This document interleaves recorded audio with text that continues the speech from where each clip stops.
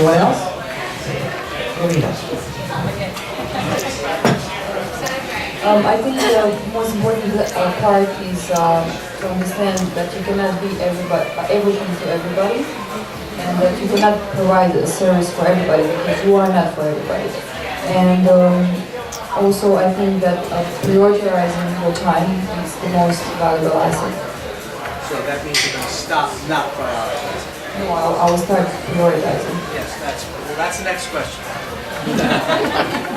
So, all right, so we've talked about the stop part, right? So what would you stop doing? And one of the things, if you're a new business, one of the things that's always difficult is you take it wherever it comes. You just keep taking it. And then what you realize is that's a mistake because you can't be everything to everyone and you have to start choosing. And by the way, you have a right to decide who you want to do business with. And put that in your head. It's not like somebody makes that choice for you. You make it for yourself. And that is one way to go from the first year to the next year is to start making choices. All right, so now we're talking about making choices. So that means you have to make a choice here.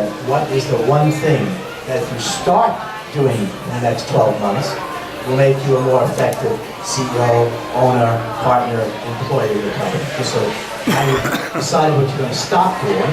So if you stop, inevitably you would start. But you come up with something that you really would start to do that would give you a level of success in 2016. I'm going to give you 2 minutes on this one. That's great.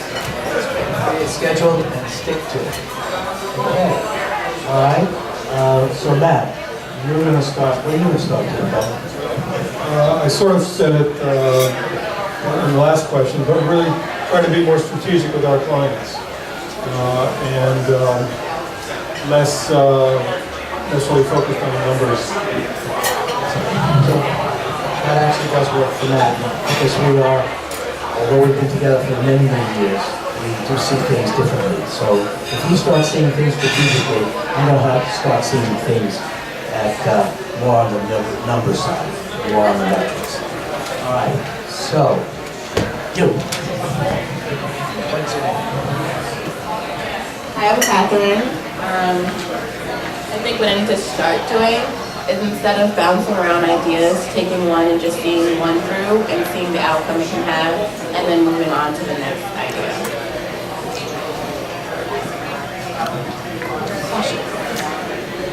Sasha, you and Sean, Matt and I really appreciate you bringing us to you, so you get to answer a question.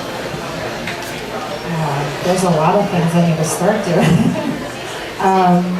Definitely prioritizing and scheduling my time really efficiently and effectively so that I can get through everything that I need to get through.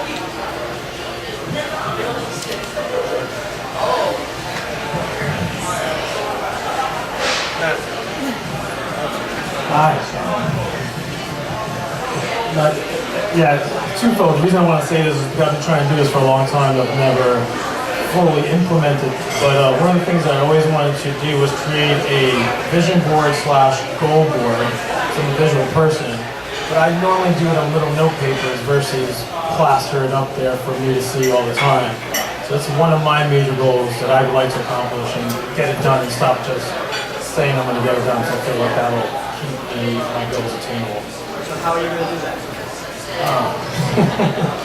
I did buy the vision boards. I have a bunch of them. So, I don't know. I definitely will get it done now.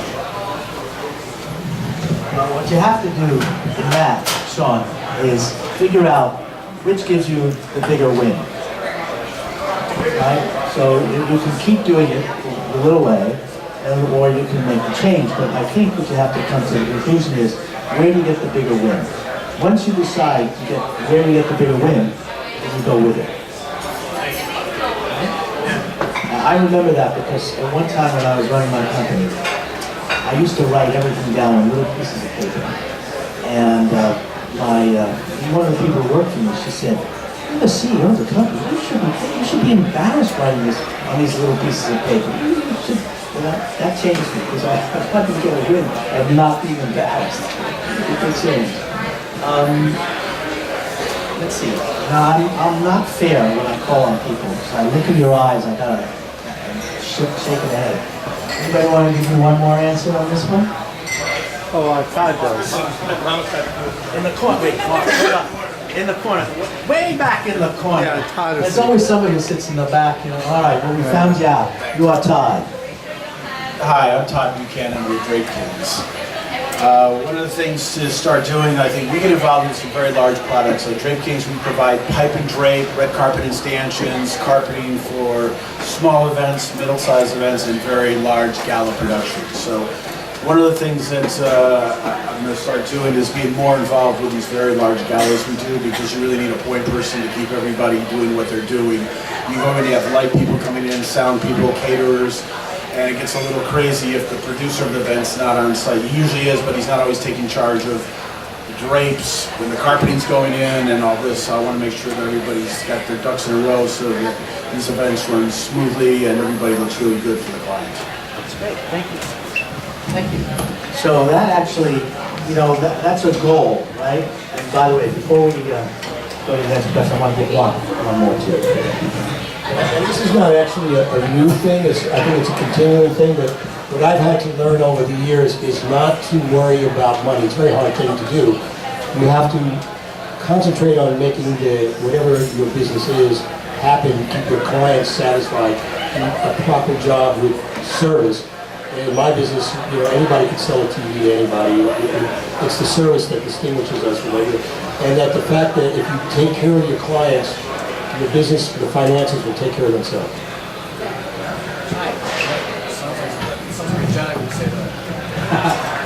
Well, all right. So we have a few more minutes left, and let's go to the last. This is really where the work comes out. Okay, so you've had ideas. You said, I want to.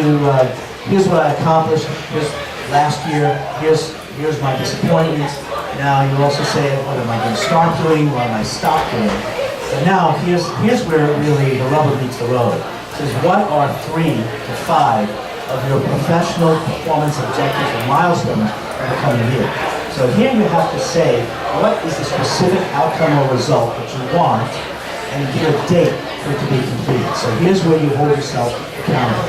I don't hold you accountable, you hold yourself accountable. And this is where the rubber meets the road. You have the ideas, now what are you going to do about it? And are you going to be fearless enough to say when? So for instance, Todd, in what you said about the gala events, now the question is, okay, if that's your idea, what's the milestone or the outcome that you're looking for, and are you putting a date on it? That's really what it comes down to. All right, so Matt, you get a chance to answer this too. So I have a couple. So first one is you and I have 3 real prospects a quarter, and accomplish that in Q2.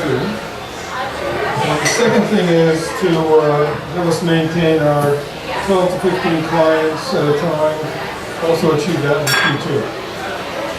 So you should be as specific as you can be.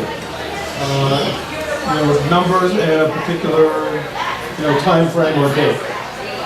So I'm only going to ask for volunteers on this one. If anyone is prepared to answer that, that would be great. But if you can't, then the challenge is to take this sheet home and think about it.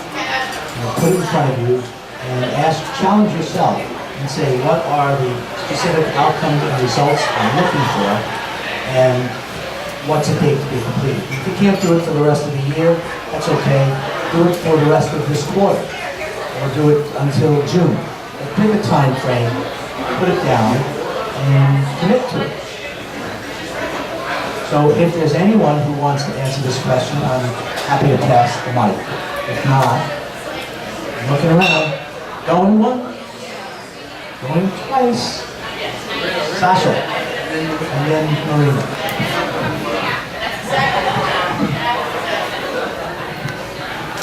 I just want to say that it's so important when you're setting goals to have a definitive date because mentally, right, you need to hold yourself accountable to that. So it's actually, there's psychological reasoning why you have to set a date because that helps you actually attain the goal versus, and your goals should be really specific so that you can even break them down and accomplish them and kind of create that momentum. If your goals are super vague, they're very hard to accomplish.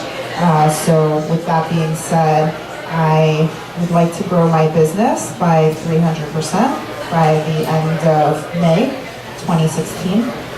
So that is a goal that I am actively working toward on a daily basis. I'm working on it. Okay. Marina, you have something? All right, let's go, girl. I think specific thing that I would like to do is to improve the quality of my clients, where they come from, and can they actually afford the service. Then I want to increase it by the quantity as well. It goes well together. Also, my performance should decrease. I shouldn't be working so hard in order to achieve such attainable goals. Since I'm running also a team with a different company, I think delegation is very important to break down the task into small units and kind of delegate to the people that I'm working with, and also establish the goals for all of us.